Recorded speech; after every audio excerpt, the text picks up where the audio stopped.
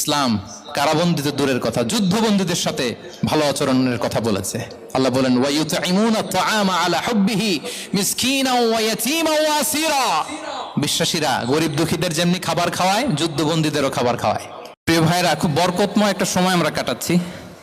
রবিউল আউয়াল মাস, এটা মিলাদুন নবীর মাস, সিরাতুন নবীর মাস, বিষ্ণু ইসা ইসলামের সিরাত আলোচনার মাস।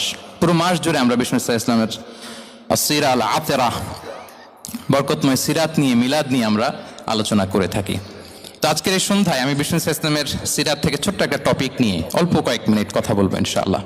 এবং আমি আশা রাখবো এখন যেমনি আপনারা ঠিক চুপচাপ নীরব হয়ে বসে আছেন মাগরিবের আজান পর্যন্ত, শেষ পর্যন্ত আপনারা ঠিক এভাবেই বসে আমাদেরকে সাহায্য করবেন, কোঅপারেশন করবেন। প্রিয় ভাইরা, যে টপিকটি আমি চুজ করেছি আপনাদের জন্য আজকের এই কনভেনশনে বা কনফারেন্সে, সেটা হচ্ছে আমাদের প্রিয় নবী বিশ্বনবী মুহাম্মদ রাসূলুল্লাহ সাল্লাল্লাহু আলাইহি